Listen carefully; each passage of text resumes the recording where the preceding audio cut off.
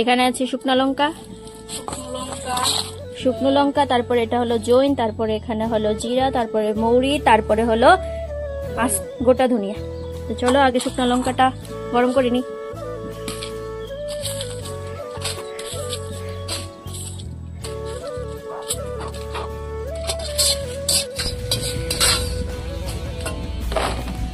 এখন দিচ্ছি তেজপাতা আর সাথে জিরা, মৌরি, জৈন, তারপর ধনিয়া।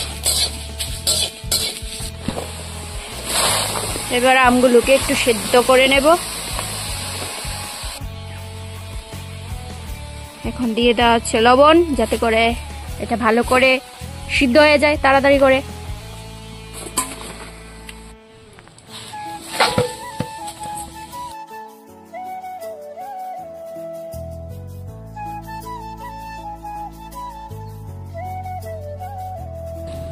গুড়টা অনেকটাই এসে গেছে।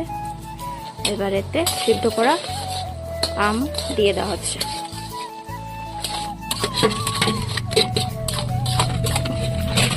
সিদ্ধতে তো লবণ দেওয়া হয়েছিল, তো এখন একটু বিট লবণ দেব আর একটু ভিজা ভিজা থাকতে নামিয়ে নেব, তাহলে টেস্টটা আর একটু ভালো লাগবে।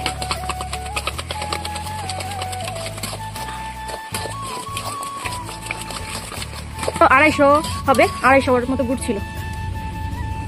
এখন একটু চিনি দিয়ে দেবো সাথে। আর আম কতটুকু হবে? 1.5 থেকে 2 কেজি নাকি সব মিলিয়ে।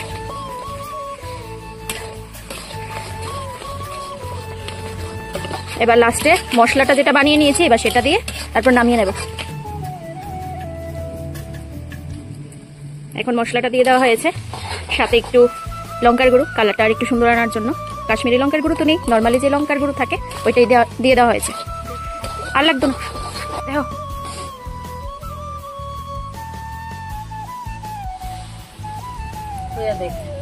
আচার রেডি। পেয়েছিল আজকের ভিডিওটি ভালো লেগে থাকলে অবশ্যই লাইক, কমেন্ট, শেয়ার এবং চ্যানেলটিকে সাবস্ক্রাইব করে দিও। আবার দেখা হচ্ছে নেক্সট ভিডিওতে। টাটা।